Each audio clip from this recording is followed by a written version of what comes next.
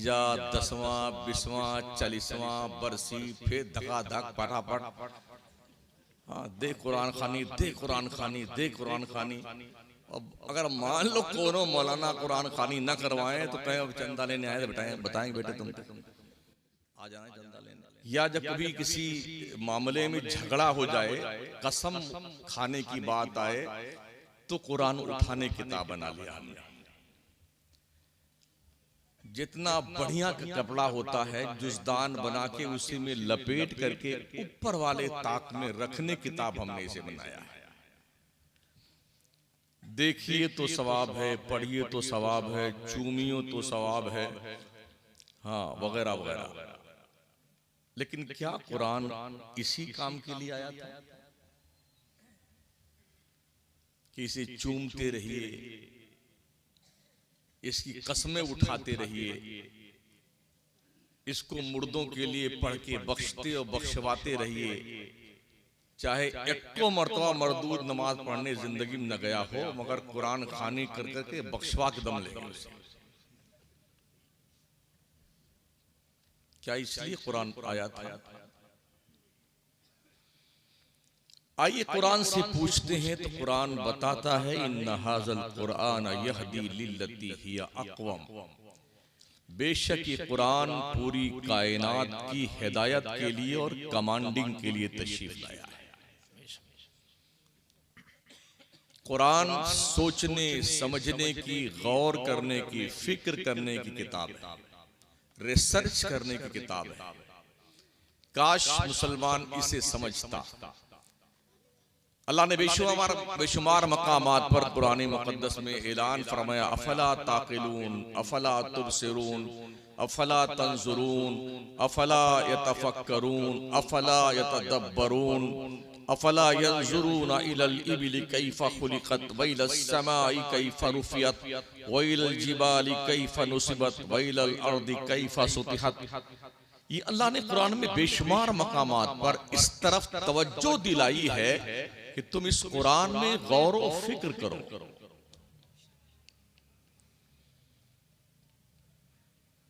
Science Mazahir फितरत पे बहस करती है, कुरान भी मज़ाहिर फितरत पे बहस करता है।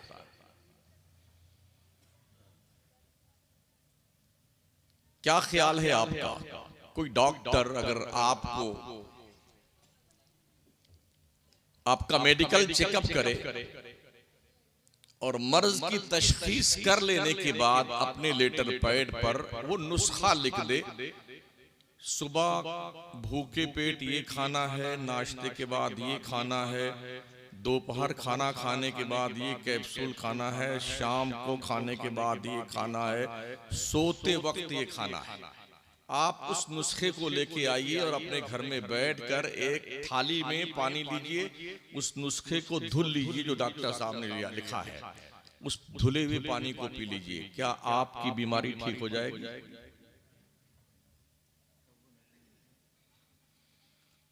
तो क्या कुरान शरीफ धोकर पीने की किताब है?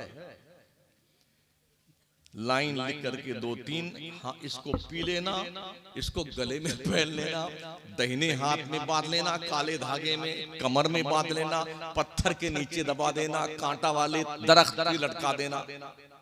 क्या थिंकिंग है यार? क्या लॉजिक है? मुस्तकबिल करीब में आपका मुनाजरा मुबाहसा किसी देवबंदी वहाबी से नहीं होने वाला है। अब आपका मुनाजरा ईसाइयों से, यहूदियों से, नास्तिक अधर्मी लोगों से और उन लोगों से जो मुशरिक और कुफ्फार हैं उनसे होने वाला है। वक्त के इस चैलेंज को अगर हमने आज महसूस नहीं किया और अपने मदारिस में ऐसे अफराद को इल्म के असलहे से लैस करके फौज तैयार न की, तो वक्त आने पर हम इस्लाम की बाउंड्री को सेफ नहीं रख सकते।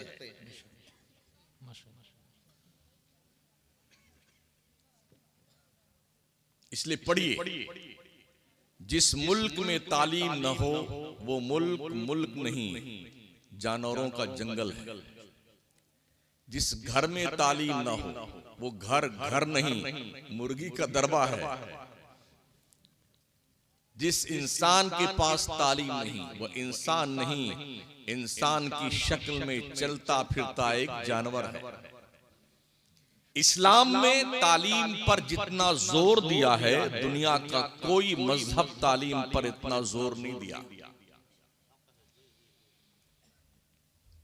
सबसे पहली वही इलाही ईसा पैगंबर को आसमान पर उठाए जाने के 571 साल के बाद जब अल्लाह अपने बंदों से अपने मुस्तफा करीम के तवस्सुल से मुखातब हुआ गारे हिरा के अंदर, तो सबसे पहला मैसेज अल्लाह का था क्वालिफिकेशन का।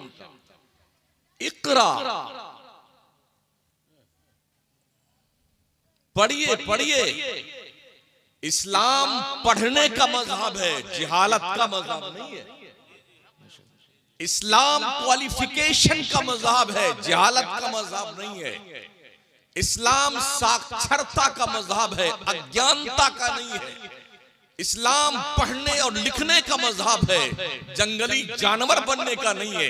कितनी हैरतनाक बात है कि जितना जोर मजहब इस्लाम ने तालीम पर दिया है, उस मजहब को मानने वाली कौम उतनी ही जाहिल और अनपढ़ है तालीम के मामले में।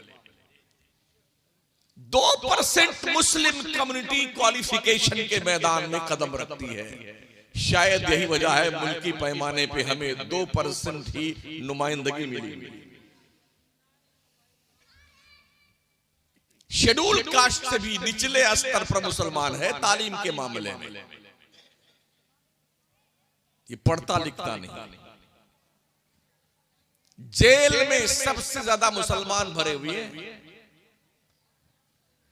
जुए के अड्डे पे सबसे ज्यादा मुसलमान, शराब के अड्डों पे सबसे ज्यादा मुसलमान, नाचने गाने वाले सबसे ज्यादा मुसलमान, ढोल हारमोनियम बिंजू टुटियां बजाने वाले सबसे ज्यादा मुसलमान, सर पे बड़ी बड़ी छतरियों की रोशनी की वो जो अभी बारात में चलती है उसको सर पे लेके घूमने वाले सबसे ज्यादा मुसलमान।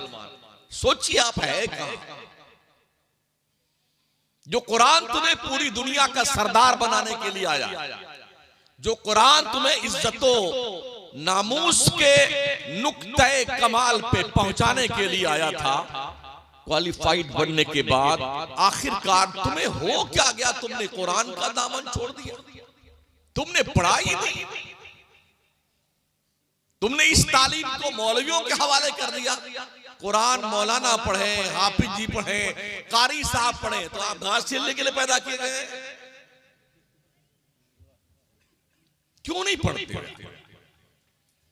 हुकूमतें बाज़ाब्ता तौर पर स्लोगन दीवारों पे लिखती हैं, अंगूठा टेक रहे ना एक, गाय भैंस चराएंगे फिर भी पढ़ने जाएंगे, सास बहू एक साथ पढ़ेगी, महिला अनपढ़ नहीं रहेगी।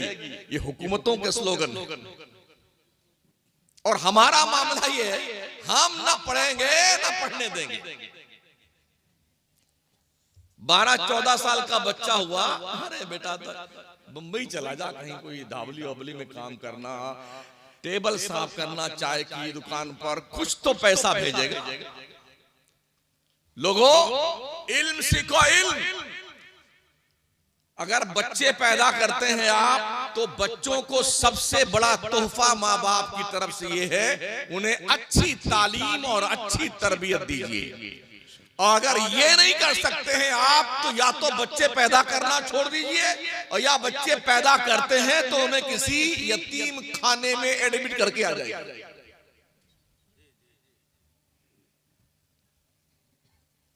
तालीम पर ध्यान नहीं। मरारा के सादात ने फरमाया है ना, आधी रोटी खाओ, बच्चों को पढ़ाओ। अगर महीने में आप 15 दिन गोश्त खाते हैं, मुर्गा खाते हैं, मछली खाते हैं, तीतर बटेर खाते हैं, महोदय जी महीने में 1 दिन गोश्त खाइए, पैसा बचा करके अपनी औलाद को पढ़ाइए, पढ़ाइए और सिर्फ पढ़ाइए। दुनिया की सारी कौमें अपने बच्चों को लंदन, बर्तानिया, कनाडा, जर्मनी, हॉलैंड, मलेशिया कहां कहां पढ़ने को भेजती हैं, और हमारे यहाँ घास छीलते हैं, भैंस चराते हैं, गुल्ली डंडा खेलते हैं, कबड्डी खेलते हैं। अरे वाह वाह, था जिसे कुरान पढ़ना, गाने गाता है वो आज, और हॉकी खेलता है वो धनी तलवार। कहां खड़े? दुनिया में दुनिया की कौमों के मुकाबिल आना तो दूर की बात, दुनिया का तालीमी कारवां इतनी दूर जा चुका है, हम उसकी गर्दे सफर तक नहीं पहुंच सके अभी तक। आज के 400 साल पहले तक दुनिया में कहीं इल्म था तो सिर्फ मुसलमानों के पास। जिस वक्त यूरोप का अंग्रेज, ईसाई और यहूदी जहालत के जंगल में घूमता था, उस वक्त करतबा के जामा मस्जिद के मदरसे में दुनिया की सबसे हायर एजुकेशन दी जाती थी, तालीम दी जाती थी। और यूरोप के बच्चे उस मदरसे के सामने लाइन में खड़े होकर एडमिशन लेने के लिए खड़े रहते थे। जिस तरह से आज आप अपने बच्चों को कॉन्वेंट स्कूल में एडमिशन दिलाने के लिए अदब से खड़े रहते हैं। कभी वो दौर भी दुनिया ने देखा है। हमसे ज्यादा कुफ्फार और मुश्रिकीन कुरान पढ़ रहे हैं, हमसे ज्यादा यहूदी, ईसाई कुरान पढ़ते हैं, और सिर्फ पढ़ते नहीं, कुरान पे रिसर्च करते हैं। वो कुरान पे रिसर्च करने के बाद अंतरिक्ष में जा रहे हैं, चांद पर प्लॉटिंग कर रहे हैं, सूरज की शुआओं को गिरफ्तार कर रहे हैं, ये पता लगा रहे हैं कौन सा सितारा आज पैदा हुआ है, कौन जवान हो गया है, कौन बूढ़ा हो गया है, कौन मरने वाला है। वो ये पता लगाते हैं कुरान के जरिए से कि जमीन के अंदर खजाने कहां दफन हैं, पेट्रोल, डीजल, गैस, हीरा, सोना, चांदी, तांबा, पीतल, जस्ता, ये कहां पड़ा हुआ है? ये दुनिया कुरान पढ़ के ढूंढ रही है। और जिस कौम के पास ये खजाना मौजूद है, उस कौम का हाल यह है कि रोज कुरान खानी, रोज कुरान खानी, रे ये बख्शवाओ, उसको बख्शवाओ। बाज़ाब्ता बड़े बड़े मदरसों में जो बंबई वगैरह शहरों में चलते हैं ना, पूरी टीम बनी हुई है, पढ़ाई कम करते हैं, कुरान खान ज्यादा करते हैं। अभी 1.5 हफ्ता पहले हम मुरादाबाद के एक इलाके में थे, अमरोहा। हज़रत 2 मौलवी लगे, एक और मदरसा बन गया उसी महल्ले में, फिर 2 लड़े, एक और बन गया, फिर 2 लड़े, एक और बन गया। एक मदरसे महल्ले में 4 मदरसे। काम क्या है? 15-15, 20-20 बच्चे रखे हुए हैं बेटे, 10 बजे तक तो पढ़ाई करते हैं, पढ़ाई का खाक कराएंगे वो, उसके बाद पेटी कुरान शरीफ की सर पे रख करके, आज उसके यहाँ सुबह इतने बजे तक इनके यहाँ पढ़ना है, इतने बजे से इतने बजे उनके पढ़ना, उनको बख्शवाना है, उनको जो है जन्नत में ले जाना, ये सारा कार्यक्रम चल रहा है। कौम अपने बच्चों को मदरसे में अमानत के तौर पर भेजती है, इसलिए पढ़ाने वालों की, उलमा की जिम्मेदारी ये बनती है इस अमानत में खयानत ना करके बड़ी दयानतदारी के साथ अपने इल्म को इनके सीने में उड़ेलने की कोशिश कीजिए। दरख्त अपने फल से पहचाना जाता है। अगर आपने मेहनत से बच्चों को पढ़ाया ना, तो जहां जाएगा ना आपका बच्चा, लोग कहेंगे यार इतना अच्छा पढ़ा लिखा, कितना काबिल इसका उस्ताद होगा, इसका पढ़ाने वाला कैसा होगा जब बच्चा इतना शानदार पढ़ता है। लेकिन ऐसा है नहीं साथ। कश्मीर से लेके कन्याकुमारी तक रोज हम घूमते रहते हैं और हालात इतने बुरे हैं कि जिसको हम बयान नहीं कर सकते। रोज पकड़े जाते हैं फर्जी चंदा करने वाले और बांध कर रखे जाते हैं। न मदरसे का पता है, न मस्जिद का पता है, न बच्चों का पता है। ये बुराई हमारे माहौल में कहां से दर आई? एक बात बुनियादी तौर पर पहले ये समझ लें कि बच्चों के नाम पे ये कह करके चंदा करना बंद कर दो कि ये सब गरीब बच्चे हैं, यतीम बच्चे हैं, बड़े नादार हैं, मुफलिस बच्चे हैं, ताकि लोगों की सहानुभूति आपको मिले। बकवास बंद कीजिए। जिसको देना है 100 मरतबा गरज है तो लाके पैसा दे। इन्हें बताओ ये मेहमान रसूल हैं, इनके पैरों के नीचे फरिश्ते पर बिछाते हैं। ये कब्रिस्तान से गुजर जाएं तो अल्लाह मुर्दों के ऊपर से अजाब हटा दिया करता है। ये कहकर के चंदा क्यों नहीं मांगा जाता? हाँ, जितने चंदा मांगने वाले जाएं, कहीं भी देखा हमने ना, सेठ साहब बहुत गरीब बच्चे पढ़ते हैं, हमारे यतीम बच्चे पढ़ते हैं, बहुत नादार बच्चे पढ़ते हैं, हाँ खाना भी हम देते हैं, इलाज भी हम करवाते हैं, किताब भी फ्री देते हैं। क्या ख्याल है आपका? इतना सारा सामान फ्री करने के बाद बच्चे हमारे सिर्फ 5% मदरसों में पढ़ने आते हैं। 95% बच्चे स्कूल और कॉलेज में जाते हैं पढ़ने के लिए। क्या आप बता सकते हैं कॉलेज और यूनिवर्सिटी में, स्कूल में आपके बच्चों को दीन सिखाया जाएगा?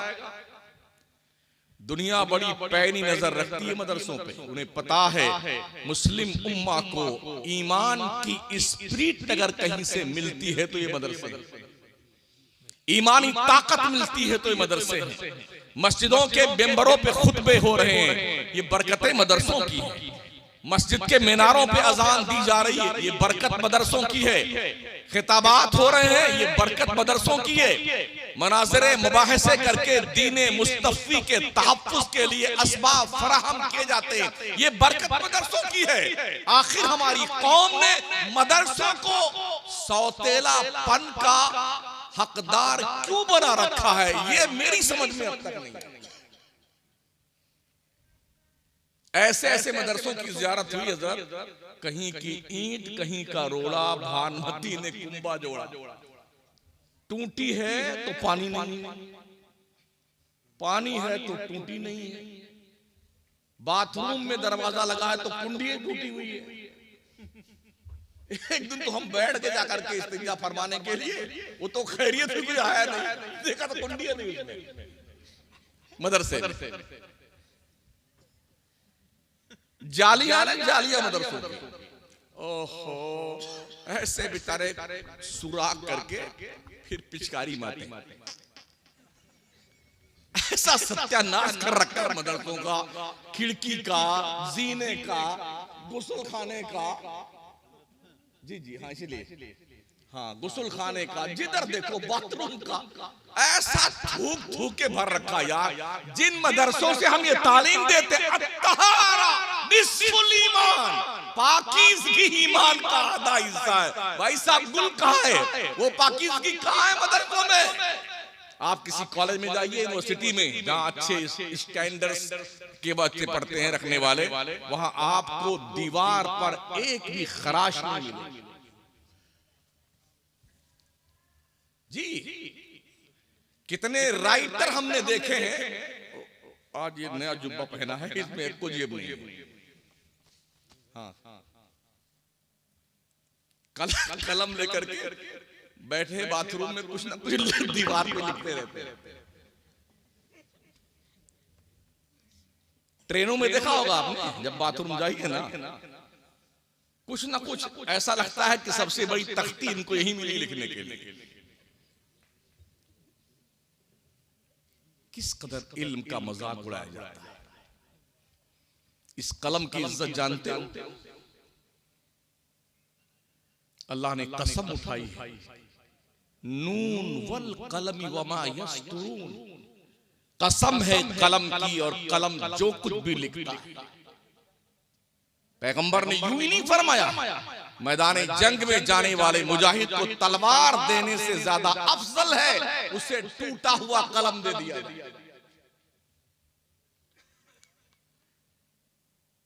अल्लमा बिल कलम अल्लमल इंसान मा लम यअलम। अल्लाह फरमाता है, अल्लाह ने कलम से लिखना पढ़ना सिखाया है, और वो कुछ सिखाया जो इंसान नहीं जानता। इस कलम की अहमियत समझो मुसलमानों। ये कलम जिस कौम के पास रहती है उसे रुसवा नहीं होने देती। साउथ इंडिया में 100% क्वालिफिकेशन है, मगर वो कलम के इतने धनी हैं, इतने धनी हैं, मजाल है कोई ट्रेन में एक्स्ट्रा कोई एक बंदा भी चला सफर कर ले साउथ में, सीट टू सीट आदमी बैठता है।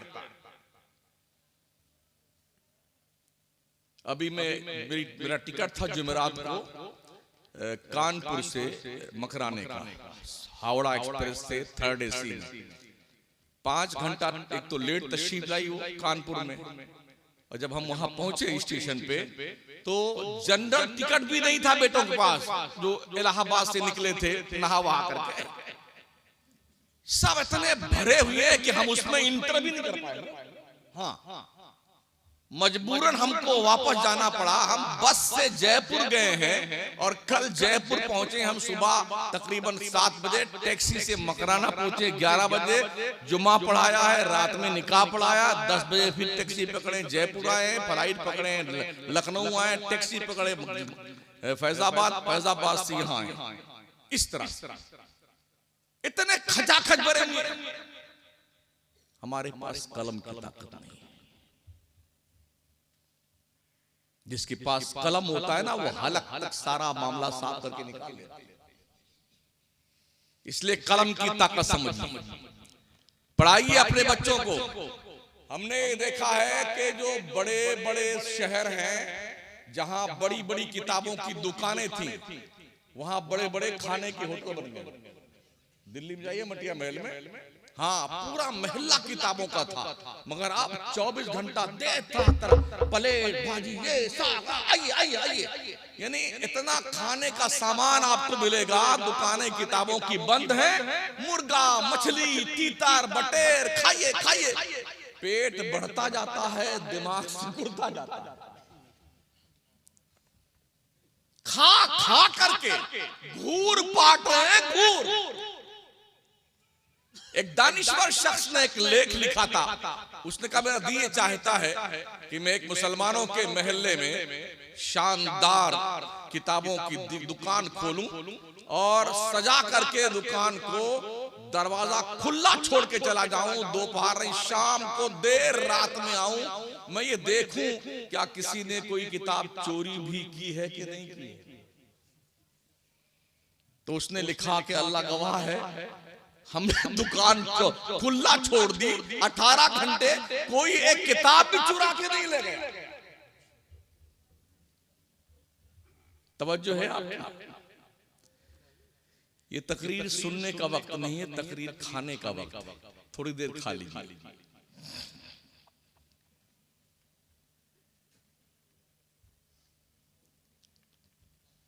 मुसलमान बहुत काबिल था। कभी बगदाद में इतना बड़ा कुतुब खाना था, जब तातारियों ने हमला किया ना तो किताबों को जला करके दरियाए दजला में फेंक दिया था। महीनों तक दजला में बहता रहा। आज हमारा बच्चा कॉलेज में जाता है, वो घर यार कितने बड़े बड़े साइंसदान दुनिया में गुजरे, गैलीलियो, केपलर, न्यूटन, आइंस्टाइन, अरे कितने माइंडेड लोग थे। ओ मेरे कौम के बच्चों, शायद तुम्हें पता नहीं है, ये वो माइंडेड लोग हैं जिन्होंने मुस्लिम साइंसदानों के दस्तरखान पे पड़े हुए टुकड़े खाए। तुम्हें ये क्यों नहीं पता इब्नुल हैशम कौन था, फाराबी कौन था? तुम्हें ये क्यों नहीं पता हसनुल बन्ना कौन था? तुम्हें ये क्यों नहीं पता खवारज़मी कौन था? तुम्हें ये क्यों नहीं पता अबू अली सेना कौन था?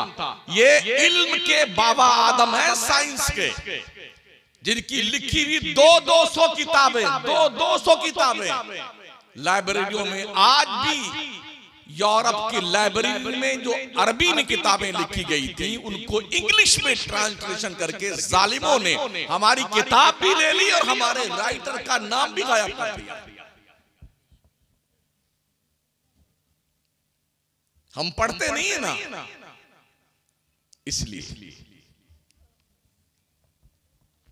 माजी करीब का साइंसदान इमाम अहमद रजा, जानते हो कितना बड़ा साइंसदान था? आज की तारीख में न्यूटन, आइंस्टाइन, गैलीलियो ये होते हैं ना, अल्लाह की इज्जत की कसम ये कटोरा लेकर के बरेली के कलंदर की चौखट पे भीख मांगने आते हैं। हमने ऐसा जुल्म किया है उस मुफक्किर के साथ में। हमारे जितने जलसे हमने इमाम अहले सुन्नत का इंट्रोडक्शन, मिलाद, फातिहा, नियाज, कुरान खानी, गुस्ल देना मजार को, चादर चढ़ाना, गागा चढ़ाना, फूल चढ़ाना, हमने इस एंगल से इंट्रोडक्शन करवाया इमाम अहमद का।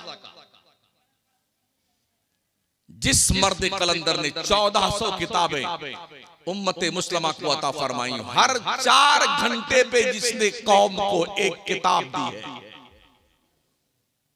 68 साल की उम्र मुबारक थी।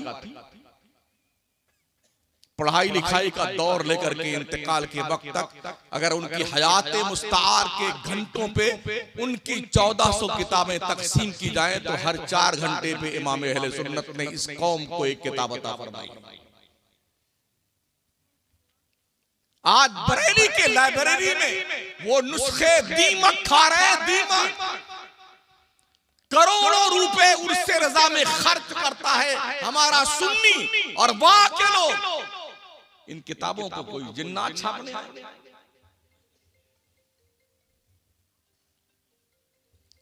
जिब्रील छापने आएंगे। अगर हमने सिर्फ इमाम अहले सुन्नत की किताबों को दुनिया की तमाम लैंग्वेज में ट्रांसलेट करके दुनिया को पेश किया होता ना, तो हमें अपना गला फाड़ने की जरूरत नहीं पेश आती, हमें ज्यादा जो है कौम को समझाने की जरूरत नहीं पेश आती। इतना कुछ लिख दिया है इमाम अहले सुन्नत ने, गुज़िश्ता 400 सदियों पर भारी है इमाम अहले सुन्नत का लिखा हुआ करना, मगर हम क्यों पढ़ें? हमें तो आसानियां चाहिए ना। माँ बाप सोते हैं सुबह 9 बजे तक, बच्चे पढ़े चाहे ना पढ़े। हम क्यों नहीं ऐसा अभियान चलाते हैं, गली कूचे में कोई बच्चा अगर पढ़ने नहीं जाता है उसे रस्सी में बांध कर लाइए, अलजामतुल बरकातिया में लाके डाल देंगे। और लोगों 40वां 20वां 30वां और बरसी का जो पैसा खर्च करते हो ना मुस्टंडों को खिला करके, उस पैसे की फीस जमा कर दो 8-8 साल की, 5-5 साल की, उस बच्चे के लिए कि तेरे बाप तो मरे हुए हैं, तेरी माँ मरी हुई है ना, उसके इसाले सवाब के हक में ये बच्चा पढ़ेगा, कयामत तक उसके पढ़ने का सवाब तुम्हारे अब्बा और अम्मा को मिलता रहेगा। हम ये क्यों नहीं करते?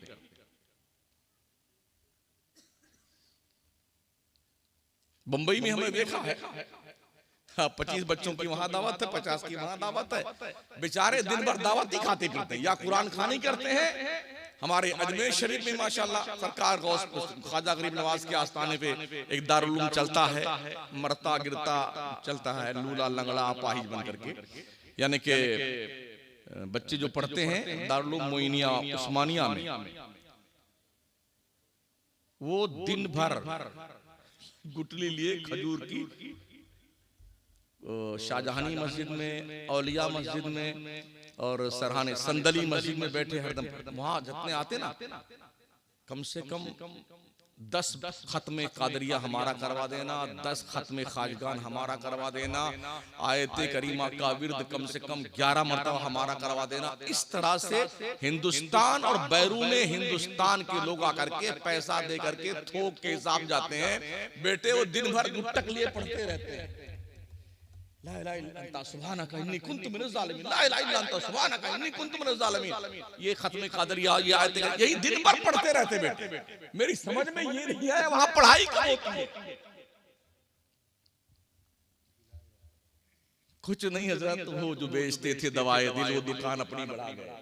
हाँ, हजरत बहलोल दाना जिन्होंने दरिया के रेत पे जन्नत बना के बेचा था ना जुबैदा के हाथ, वो भी अपनी कब्र में तशरीफ ले गए। उनका खुद का मजार, कंडीशन ये है अब गिरे के तब गिरे। यूशा बिन नून अलैहिस्सलाम का मजार उनके मजार के बिल्कुल बिलमुकाबिल है। वहां लिखा हुआ है कोई अंदर न जाए, ये बिल्डिंग कभी भी गिर सकती है। हमारे हिंदुस्तान में देखिए चरसियों के मजार 1-1 करोड़ के बने हुए, बिल्लियों के, घोड़ों के, गधों के मजार बने हुए हैं साहब। ताजिया बाबा का मजार बना हुआ है, जुब्बा का मजार बना हुआ है, फूलहार का मजार बना लिया है। क्या क्या लॉजिक है यार हमारे यहाँ। हजरत अबू बकर शिबली के आस्थाने पे गए, इमाम आजम अबू हनीफा के आस्थाने के बिल्कुल करीब उनका भी मजार है। देख करके दिल बाहर निकलने लगता है यार, इतने बड़े बड़े पाए के बुजुर्ग, सिलसिले कादरिया के वो बुजुर्ग जिनका सिलसिला कादरियत गौसे आजम का, जिन जो आप उनके दादा पीर, परदादा पीर, लकर दादा, पकड़ दादा पीरों में आते हैं, उनके मज़ारात के यहाँ। और हमने अपने मुल्क में देखा है, हम जानते हैं पर्सनली जो जिंदगी भर भांग पीते थे, चरस पीते थे, गांजा पीते थे, जो सट्टे का नंबर बताते थे, उनके मजार पे मकराना का 1 नंबर का क्वालिटी का माल 2-2 करोड़ का लगा हुआ, 3-3 करोड़ का। किससे गिला किया जाए, किससे शिकवा किया जाए? सिर्फ ये कह देना कि वहां भी ऐसा है वैसा, ये काफी नहीं है। जवाब दीजिए। उनके पैसे फालतू काम पे खर्च नहीं होते हैं, हमारे पैसे सारे के सारे अगर इसका डिवाइड किया जाए ना तो 90% सुन्नियों के पैसे फजूल काम पे खर्च होते हैं। खिचड़ा है, मलीदा है, हलवा है, और जी शरबत है, कोरमा है, बिरयानी है, दाल गोश्त, जब देखो तब नधे हुए खाए जा रहे, खाए। इंसान भाई साहब की जान पर सिर्फ खाने के लिए पैदा हुई है। जहालत हमारे सुन्नियों के यहाँ के पूछो मत। इतने बड़े बड़े जाहिल हैं, इतने बड़े बड़े जाहिल। हमने देखा है 80-80 साल के बुढ़े हो गए, हजरत उनको वजू करना नहीं आता है। इसलिए कि हम जो खतीब है ना, सिर्फ इसी स्टेज तक है। हम सारे लोग मौलाना लोग यहीं चिल्ला लिए, चीख लिए। अब इनको कौन समझाएगा वजू में कितना फर्ज है, गुस्ल में कितना फर्ज है, नमाज के फराइज कितने हैं, शरायत कितने हैं, वाजिबात कितने हैं, मुसाफिर की नमाज कैसी होती है, मुसाफिर अगर इमाम के पीछे पढ़े, मुक्तदी मुकीम इमाम के पीछे तो कैसे पढ़ेगा, और मुसाफिर अगर खुद पढ़ाए नमाज या अपनी अकेले पढ़े तो वो कैसे नमाज पढ़ेगा। मैं पूछ सकता हूँ इस मजमे में कितने लोगों को पता है ये सब? उनके लोग 40 दिन के चिल्ला में ले जाते हैं, यही सिखाते हैं। और हम क्या सिखाते हैं? बस 11वीं शरीफ आने वाली है, मुर्गा खरीद लो,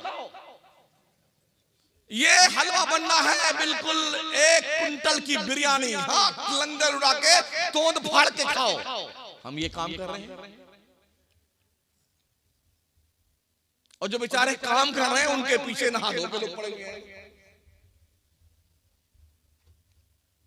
खुदावंदा ये तेरे सादा दिल बंदे किधर जाएं, कि दरवेशी भी अय्यारी है, सुल्तानी भी अय्यारी। हम अपने खून के धब्बे कहां तलाश करें, हमारे साथ मुकद्दस लिबास वाले। जिस वक्त स्पेन की सरजमीन पर ईसाइयों ने कब्जा किया था, पता है जो रसदगाहें मुसलमानों ने छोड़ी थी, वो रसदगाहें जहां से वो इजराम फलकी का जायजा लेते थे, सितारों की गर्दिश का पता लगाते थे, तो यूरोप के जंगली लोगों को वो रसदगाहों के औजार का इस्तेमाल करने का शऊर नहीं था, इसलिए उन्होंने उन रसदगाहों को चर्च में चेंज कर दिया।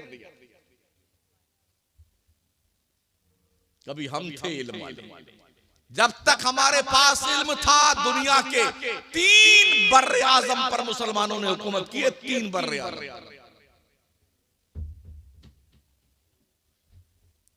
हाँ जब यार क्या पढ़े, नौकरी तो मिलती ही नहीं है, तो फिर पढ़ने से क्या फायदा होगा? तालीम नौकरी के लिए नहीं है। अगर इस नीयत से कोई पढ़ता है कि मैं इसलिए तालीम हासिल करता हूं कि मुझे नौकरी मिले, तो ये इल्म की तौहीन है। इल्म का कोई विकल्प नहीं है। इल्म पैसों से नहीं मिलता है, इल्म के लिए खुद को जलाना पड़ता है। अगर पैसों से इल्म मिलता ना तो जितने जाहिल दुनिया में फिर रहे हैं सब अल्लामा बन जाते। लोग अपनी मार्कशीट नहीं दिखा पाए अब तक। पैसों से इल्म मिलता ना, बंबई में हमने देखा है अरबपति है, बस्ती के सेठ है, सिद्धार्थ नगर के, गोंडा के हमारे हैं, अजी फैजाबाद के हैं, जब दस्तखत करना आता है ना तो ऐसे कलम पकड़ते हैं। टिटहरी कैसी होती है वैसे सिग्नेचर करते हैं। पैसे के बहुत आते, फॉर्च्यूनर में चलते हैं, सिग्नेचर करना नहीं आता है। अगर तालीम पैसों से मिलती ना, अल्लाह की कसम हर जाहिल अल्लामा बन जाता। मगर इल्म के लिए उलमा की बारगाह में जानूए तलम्मुस तय करना पड़ेगा। इल्म के लिए इनकी जूतियां सीधी करनी पड़ेंगी। इल्म के लिए अपने असातिज़ा के नशेबो फराज पर निगाह रखनी पड़ेगी कि उस्ताद बैठता कैसे है, चलता कैसे है, सोता कैसे है, खाता कैसे है। ये सब देख करके लोग अपने लोगों की बुजुर्गों के नक्शे कदम पे अन्नासु अला दीन खलीली, आका फरमाते हैं अन्नासु अला दीन खलीलिही फलियंजुर अहदुकुम मन युखालिल।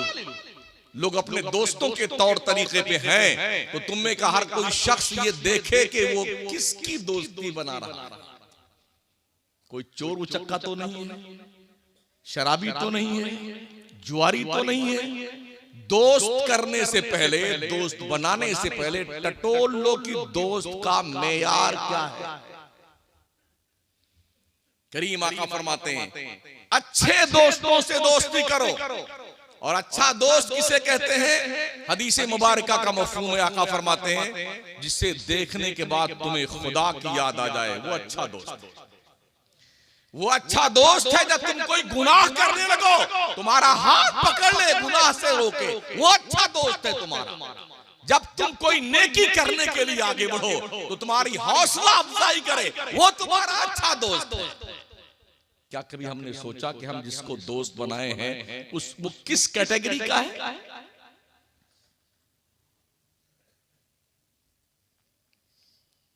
अगर आप जुआ नहीं खेलते हैं, अल्लाह करे ना खेला, लेकिन अगर जुआ जहां खेला जाता है आप वहां खड़े हैं ना तो लोग क्या कहेंगे? ये कुछ चक्कर है इस मर्दूद का। हाँ ये जुआरी है, जुआरी खेल नहीं रहे, आप खड़े हैं मगर जुआरी कहे जाएंगे। शराब के अड्डे के पास आप मंडलाते दिखाई पड़ गए ना, भले आप शराब ना पिए, लोग क्या कहेंगे? दाल में काला कुछ है, ये शराब पीने के चक्कर में आया है। उन जगहों से जहां तोहमत लगने का डाउटफुल हो उससे बचने के लिए हुक्म दिया गया, फरमाया गया कि, और अल्लाह खुद फरमाता है ना वकूनु मा सादिकीन, सच्चों के साथी बनो, अच्छों के साथी बनो। क्यों रब ने ये कहा कि सच्चों के साथी बनो? मौलाना रूम फरमाते सोहबते सालेह तोरा सालेह कुनत, सोहबते तालेह तोरा तालेह कुनत। अच्छों की सोहबत बुरों को भी अच्छा बना देती है और बुरों की सोहबत अच्छों को भी बुरा बना देती है। ये तुम्हारी अपनी चॉइस है, तुम किस तरफ जाना चाहते हैं। आपको देख करके ही आपकी नस्ल रास्ता पकड़ेगी ना। अगर बेटा ये देखे मेरा बाप खुद 9 बजे तक सोता है तो बेटा नमाज पढ़ने जाएगा। मुझे तो नहीं पता कि आपकी मस्जिद में कितने नमाजी है, वो तो इमाम साहब बताएंगे। है कोई इमाम साहब? अरे मस्जिद के इमाम साहब हैं कोई? हैं? कितने नमाजी आते हैं मस्जिद में? 5 वक्त 5-6 लोग। इन्ना लिल्लाहि व इन्ना इलैहि राजिऊन। मूतू कब्ल अन तमूतू, अरे मर जाओ, मरने से पहले डूब मरो। तुमने मस्जिदें जिन्नातों के लिए बनाई है क्या? अल्लाह के घर को तुमने गैर आबाद कर रखा है। तवक्को ये रखते हो अल्लाह तुम्हें इज्जत देगा? अल्लाह ऐसा जलील कर देगा ना जिसका तस्वुर तुम नहीं कर सकते हो।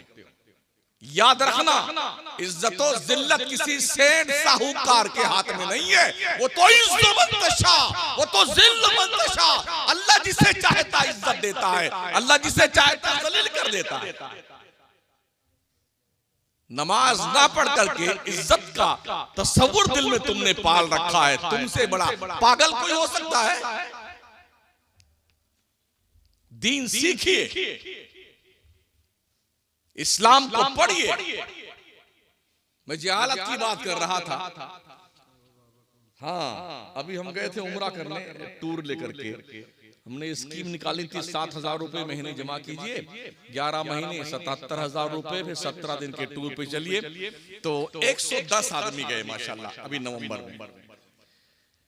अब हम हरम में दाखिल हुए उम्रा करने, जब गए बताया सबको जैसे पहली नजर काबा पड़ेगी दुआ मांगनी है। और जब नजर पड़ी तो हमने दुआ मांगना शुरू किया। सबने देखा कि यहाँ काबा का वो काबा है। फिर जब काबा शरीफ के चारों तरफ घूमने लगे, 3 चक्कर हम घूम चुके, तो एक आदमी पूछता है, हजरत काबा कहाँ है? सोचिए कितने अल्लाह हजरत काबा कहाँ है? हाँ हजरत, हजरत काबा कहाँ है? हम कहीं दिखा दे तो कहते ये काबा हो। हम कहें हाँ। फिर बाबा सलाम अलैकुम।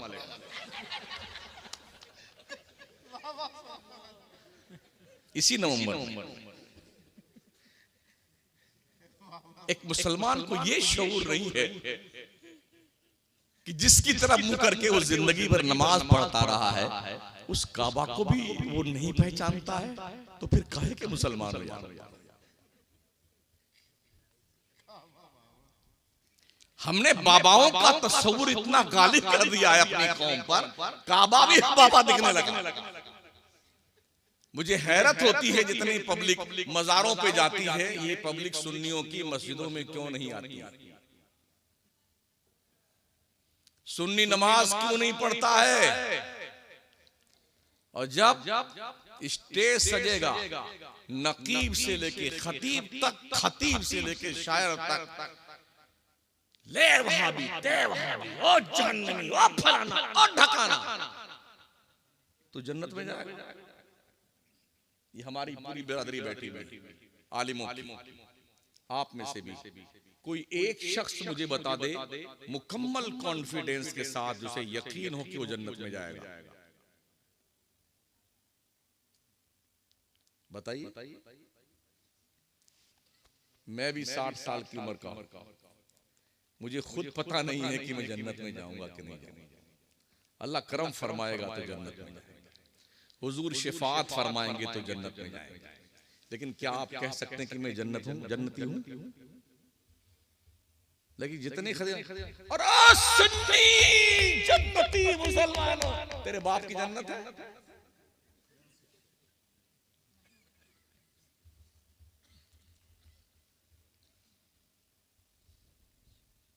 क्या जहालत का तस्वुर बना रखा हमने। काबा किस मुंह से जाओगे गालिब, शर्म तुमको मगर नहीं आती। जिनके पास कंफर्म टिकट जन्नत का था, वो रात रात भर रोते थे अल्लाह के डर से। VVIP का टिकट था जन्नत का। हजरत अबू बकर सिद्दीक अफजलुल खल्क़ बादल अंबिया वल मुरसलीन, मेरे नबी ने फरमाया जिसे जन्नती देखना अबू बकर देख ले। मेरे नबी फरमाते हैं जिसने भी इस्लाम पर एहसान किया, मोहम्मद ने सबका हक अदा कर दिया। अबू बकर ने जो इस्लाम पे एहसान किया है, इसका बदला हश्र में अल्लाह उसे देगा। वो हजरत अबू बकर जिनकी जिंदगी की एक नेकी गारे सौर की, हजरत उमर के जिंदगी भर की नेकी उसके बराबर नहीं। जिनकी शान में कुरानी आयतें उतरी है, नबी की हदीसें उतरी हैं, जिनके पैसे से मस्जिद नबवी खरीदी गई जमीन, आधी जमीन पे जन्नत की क्यारी है और आधी जमीन पे मुस्तफा का रौजा है, वो अबू बकर क्या कहते हैं, काश मेरी मां मुझे पैदा न करती, मैं अपने रब को जवाब क्या दूंगा। काश में बकरी का बच्चा होता, लोग ज़िबा करके मुझे खा जाते। अल्लाह को जवाब क्या दूंगा? काश में तिनका होता, हवा उड़ा ले जाती, मैं अपने रब को जवाब क्या दूंगा? कभी ये गौर फिक्र करने का हमें भी शऊर पैदा होता। हजरत उमर जैसा जलीलुल कद्र सहाबी मेरे करीम आका फरमाते हैं, लौका नबादी नबिया लखाना उमर इब्न खत्ताब, अगर मेरे बाद कोई नबी आना पॉसिबल होता तो उमर नबी बन के आता। नबी फरमाते, उमर तो जिस रास्ते से गुजरता है शैतान डर के मारे वो रास्ता छोड़ के भाग जाता है। कुरानी आयतें उनकी शान में भी उतरी हैं और उनकी राय के मुताबिक अल्लाह ने कुरान में आयतें उतारी। वो उमर रोते थे तो बहते बहते आंसुओं से गले पे गाल पे नाली बन गई थी, अल्लाह के डर से इतना रोते थे। जिनके दौरे हुकूमत में 22,50,000 मुरब्बा मील की जमीन पर बिला शिरकते गैर जो अमीरुल मोमिनीन था वो उमर। इंतकाल का वक्त करीब आया ना तो हजरत हुज़ैफा इब्नुल यमान अंसारी उनको बुलाया, कहा हुज़ैफा तुझे अल्लाह का वास्ता एक बात बता दो, मुनाफिकों की और मुसलमानों की जो लिस्ट हुजूर ने तुम्हें दी है मुझे वो लिस्ट दिखा दो। हजरत हुज़ैफा कहते हैं, अमीरुल मोमिनीन ये हुजूर का एक राज है, मैं तुम्हें नहीं दिखा सकता। अच्छा ठीक है, दिखाओ मत, ये तो बता दो उमर का नाम मुनाफिकों की लिस्ट में तो नहीं है। ये कौन कह रहा है? जो जन्नती है।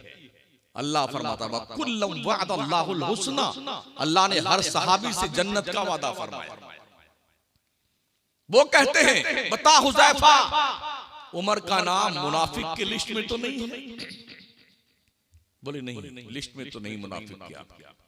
फिर भी एहसास देखिए हजरत उमर का, अपने बेटे से फरमाया, बेटे जब मेरा इंतकाल हो जाए तो ध्यान रखना हुज़ैफा मेरा जनाजा पढ़ता है कि नहीं पढ़ता है, ये ध्यान रखना। कहा क्यों अब्बा? कहा इसलिए अगर हुज़ैफा ने जनाजे में शिरकत की तो ये समझ लेना मेरा नाम मुनाफिकों की लिस्ट में नहीं है। अगर नहीं शिरकत की तो इसका मतलब उमर मुनाफिक बन के मरा माज़अल्लाह। बेटे ध्यान रखा इस बात का। हो सकता है हुज़ैफा ने अमीरुल मोमिनीन के डर से ये कह दिया हो कि उमर का नाम मुनाफिक के लिस्ट में नहीं है। ध्यान रखना कि भाई जनाजा पढ़ता है हुज़ैफा के नहीं पढ़ता। इंतकाल हो गया हजरत उमर का, आपके साहबजादे तलाश में देख रहे हैं कि हुज़ैफा आए कि नहीं आए, हुज़ैफा आए कि नहीं आए, हुज़ैफा आए कि नहीं आए। आखिरकार जनाजे में उन्होंने शिरकत करी तो फिर दिल बड़ा मुतमईन हुआ शहजादा उमर फारूक आजम का कि अब्बा हुजूर ने जो कहा था वो सच साबित हुआ कि हुज़ैफा रोते हैं अल्लाह के डर से। कभी हम भी रोते हैं?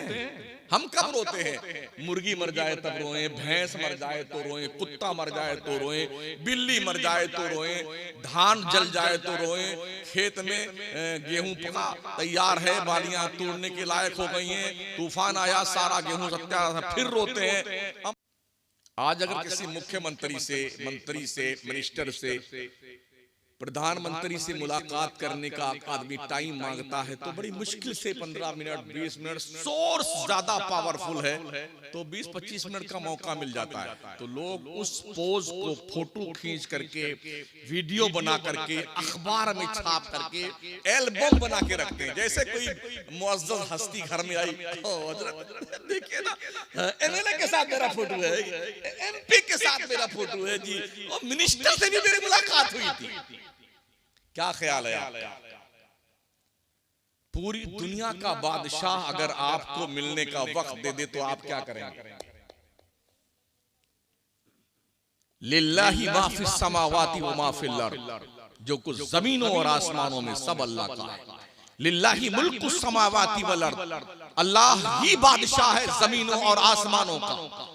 वो रब जो फरमाए अलैहिस्सल्लाहु बिकाफिन अब्दा, क्या अल्लाह अपने बंदों के लिए काफी नहीं है? उस रब ने कहा मेरे बंदो तुम मुझसे मिलना चाहते हो, मैंने अपनी तरफ से 5 टाइम वक्त मुतय्यन कर दिया। फजर में आओ मुझसे मिलने के लिए, जोर में आओ, असर में आओ, मगरिब में आओ, इशा में आओ। ये तो मेरी तरफ से ऑफर है मुझसे मिलने का बादशाह आजम से। फिर भी तेरा दिल नहीं भरता, पूरी रात में जब तेरा जी चाहे आजा, हम तुझसे बात करने को तैयार हैं। मुसलमान तुझे क्या हुआ है? क्यों नमाज़ें नहीं पढ़ता? आखिर मरेगा ना तो कब्र में पीठ लगती कि नहीं लगती कुछ पता नहीं। जी जी, और ऐसी हालत हमने देखी है ना। अगर अपने अब्बा हुजूर को मरने के बाद आप कंधे बिठा करके ले जा रहे हो कब्रिस्तान, ला इलाहा इल्लल्लाह मुहम्मद रसूलुल्लाह, ला इलाहा इल्लल्लाह मुहम्मद रसूलुल्लाह, दिन के उजाले में पता है कि मेरे ही अब्बा है। अभी आधे रास्ते में पहुंचे थे और अब्बा कफन पहने पहने चारपाई बैठ जाए तब क्या होगा? कितने लोग रुक पाएंगे वहां पर? ऐसा पटक के भागेंगे अब्बा को। कुछ के तो पजामे खराब हो जाएंगे और कुछ लोग यूं करते रहेंगे, बोल ही नहीं निकलेगी, जबकि पता है मेरे अब्बा ही हैं। तो फिर अपने रब से लौ लगाने में क्या दिक्कत आती है?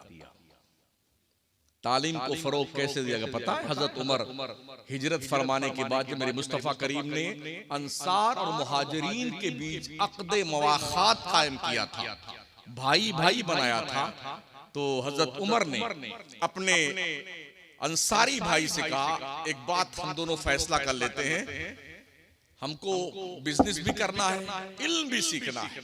बोले हाँ, क्या करना चाहिए उमर? कहा देखो, एक दिन तुम पढ़ने जाओगे, मैं धंधा करने जाऊंगा, जो तुम हुजूर से पढ़ के आना मुझे सिखा देना, मैं जो कमा के लाऊंगा तुम्हें आधा दे दूंगा। कल मैं पढ़ने जाऊंगा, तुम धंधा करने जाओगे, मैं जो सीखूंगा तुम्हें सिखाऊंगा, जो कमा के लाना आधा तुम मुझे दे देना। ये था तालीम हासिल करने का ज़ौक़ व शौक़। 12 साल में हज़रत उमर ने सिर्फ 2.5 पारा सूरे बकरा के हुजूर से सीखे थे। 12 साल में। हम क्या करते हैं? हमें सब बड़ा आसान लगता है ना। आंख बंद होते ही कोई नहीं कहेगा ये खान साहब हैं, ये अंसारी साहब हैं, ये संसारी साहब हैं, ये सरपंच साहब हैं, ये फलाने, कुछ नहीं। मुर्दा मुर्दा मुर्दा मुर्दा। जल्दी करो जल्दी करो जल्दी करो जल्दी करो। बिल्डिंग बना के दिया, फॉर्चूनर ला के दिया, प्रॉपर्टी बना, जल्दी करो जल्दी करो। इतनी जल्दी आपको ठूस के कब्र में आ जाएंगे ना, तुम जानो अब्बा तुम्हारा बिना तो कौन तारा था नुकरा, अब्बा तुम जानो तुम्हारी कब्रदार है, हम तो बिल्डिंग बांटने चल रहे हैं। अब एक वीडियो हमने देखी थी,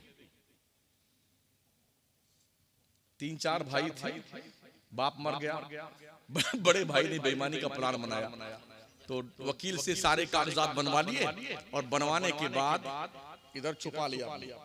सबसे आखिर में कब्र में उतरा अब्बा को लिटाने के बाद, और ऐसे झुक गया अब्बा की लाश पे, और अब्बा के हाथ को कफन से निकाला और कागज निकाल रहा था कि अब्बा का अंगूठा लगवा लो।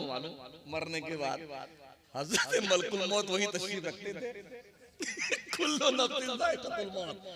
यूं पकड़ा दबोचा तू भी गिरा धाम से अपने अब्बा की डेड बॉडी पे। प्लान धरा का धरा रह गया। आगाह अपनी मौत से कोई बशर नहीं, सामान 100 बरस का है, पल की खबर नहीं।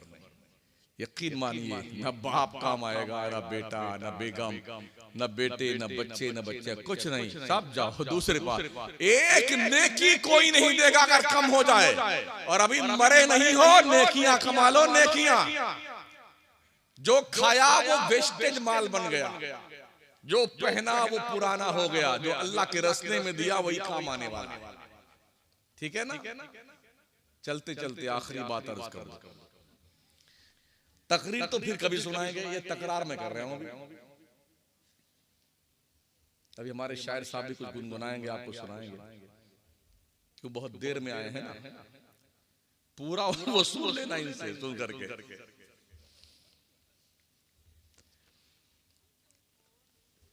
हजरत मौलाना रूम फरमाते हैं, एक गड़रिया को जो है एक शेर बबर का बच्चा मिल गया छोटा सा, तो उसने जो है क्या किया, उस शेर के बच्चे को भेड़ और बकरियों के रेवड़ में डाल दिया।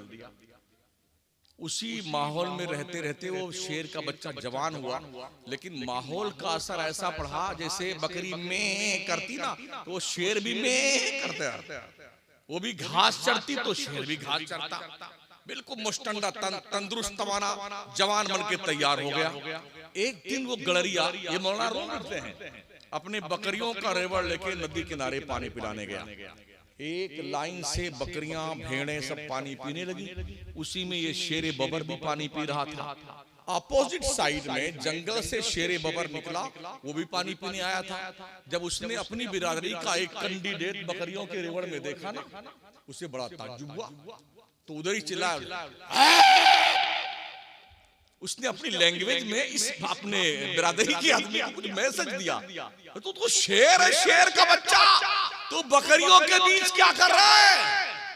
जब उसने उस दहाड़ सुनी ना, तो पानी पीना छोड़ दिया। उसका चेहरा देखता है, फिर अपना चेहरा देखता पानी में, फिर मिलाता है, अरे यार मैं तो बकरी नहीं हूं, इनकी मेरी शक्ल नहीं मिलती जुलती है, मैं तो उसकी तरह उस शेर हूं। जब उसका एहसास जिंदा हुआ कि मैं शेर हूं ना, तो एक बकरी इधर पकड़ा, एक इधर लेकर दरिया में लेके रवाना हुआ। जब एहसास जिंदा हो जाए तो शेर को अपने शेर होने पे यकीन होता है। तुम्हें कब एहसास होगा तुम बदर के 313 मुजाहिद की औलाद, तुम्हें कब एहसास होगा ओहद के मैदाने जंग में जाने वाले मुजाहिदीन की औलाद तुम हो। तुम्हें कब एहसास होगा कैसरो किसरा को पैरों तले रौंदने वाले मुसलमानों की औलाद तुम हो। ये एहसास जिंदा कीजिए, बेदार कीजिए, जागिए, 5 वक्ता नमाज पढ़िए, बड़ों की इज्जत कीजिए, छोटों से प्यार कीजिए, नजरों को हया का पैकर बनाइए, किसी पर बुरी नजर मत डालिए, इल्म सीखिए, दीन का, दुनिया का, और अपने मुल्क से मोहब्बत कीजिए, प्यार कीजिए, किसी मजहब का कोई आदमी क्यों ना हो। नबी फरमाते अक्रिमु करीमा कुल्ला कौमिन, हर मजहब के बड़े का आदर कीजिए, सम्मान कीजिए, इज्जत कीजिए। अल्लाह ताला इस इदारे को रोज अफजूं तरक्की अता फरमाए, लोगों को इस इदारे की तरफ मुल्तफित फरमाए और ताउन करके इसे आगे बढ़ाने की तौफीक बख्शे। अस्तगफिरुल्लाह रब्बी मिन कुल्लि ज़ंबि व अतूबु इलैह, ला इलाहा इल्लल्लाह मुहम्मदुर रसूलुल्लाह। अस्सलामु अलैकुम व रहमतुल्लाहि। आप हज़रात बैठे रहें।